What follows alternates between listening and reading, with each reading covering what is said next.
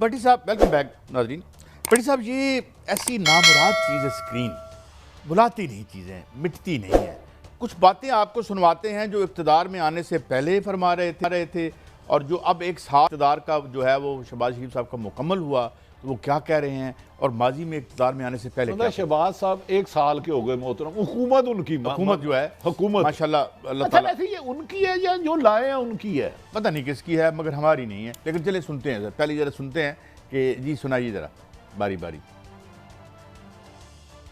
हमें नहीं अंदाजा था कि हालात इतने मुश्किल हैं। एक साल हो गया ये कोलिशन गवर्नमेंट चल रही है। कोई एक वाकया सुनाता हूँ। जब अभी हमें एक महीना नहीं हुआ था तो मेरी पार्टी के एक बड़े बुजुर्ग उन्होंने मुबारकबाद दी मुझे।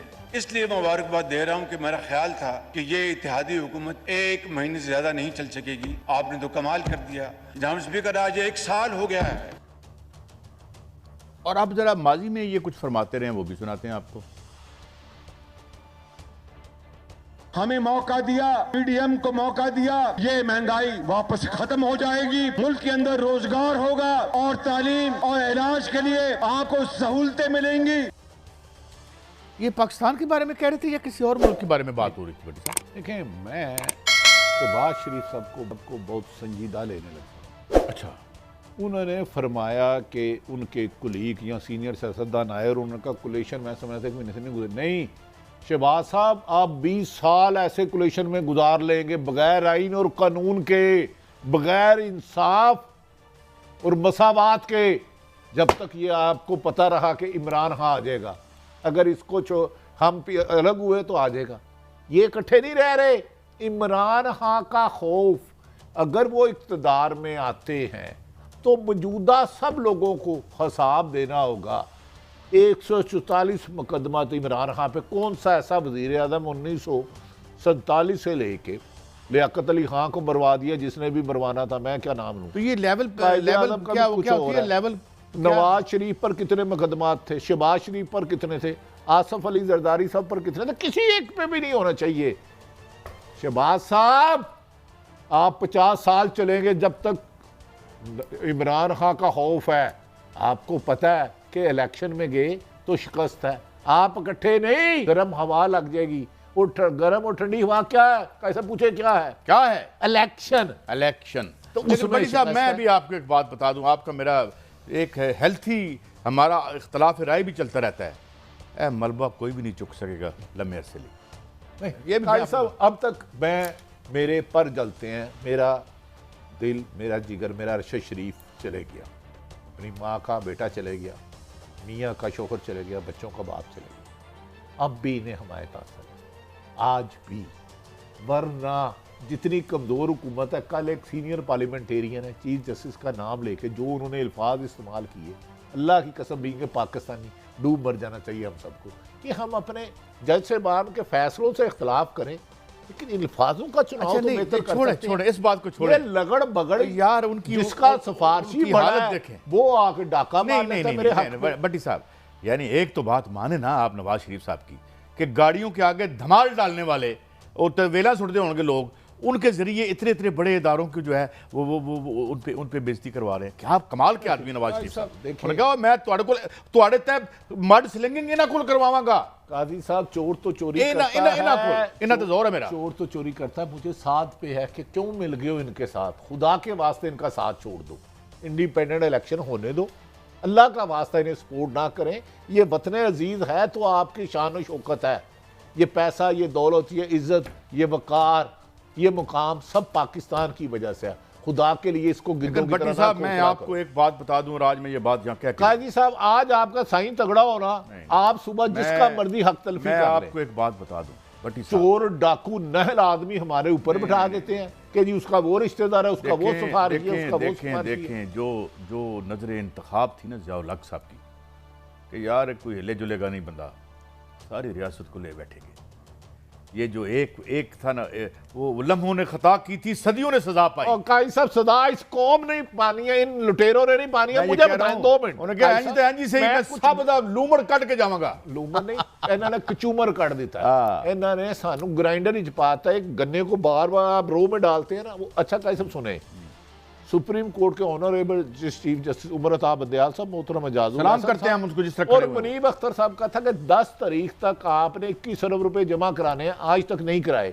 अब मुझे देखना ये है कि मेरे जैसा फकीर आदमी तो आवाज भी खुल के नहीं बोलता, तो कभी इश्तिहार बंद कर देते हो, कभी रेटिंग से सेक्रेटरी खजाना साहब अमेरिका चले गए हैं, कैमरा दे देते हो, बड़ी तो मैं साहब। देखता हूँ ना इन आइन शिकनों को सुबह बुलाया जाता कि नहीं।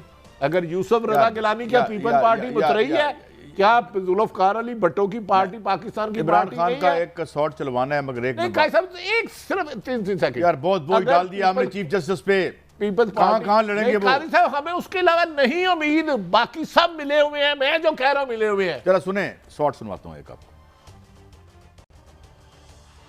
साजिश कुछ साल पहले से शुरू हुई। मैं एक सरबराह को मिल रहा था मिडल ईस्ट से, उसने मुझे कहा कि तुम्हें पता है कि तुम्हें हटाने की कोशिश कर रही है और जो तुम्हारा आर्मी चीफ है वो तुम्हारे से खुश नहीं है। जो हम समझते थे कि अमेरिका से साजिश शुरू हुई है, शुरू वहां से नहीं हुई, शुरू इधर से हुई थी। इन्होंने हुसैन हकानी को हमारे गवर्नमेंट ने हायर करवाया गया, मेरे खिलाफ प्रोपेगेंडा किया गया और उसने कहा कि कैसे जनरल बाजवा कितने अच्छे हैं और प्रो अमेरिका है और इमरान खान एंटी अमेरिका है, और फिर उधर से वो साइफर आया।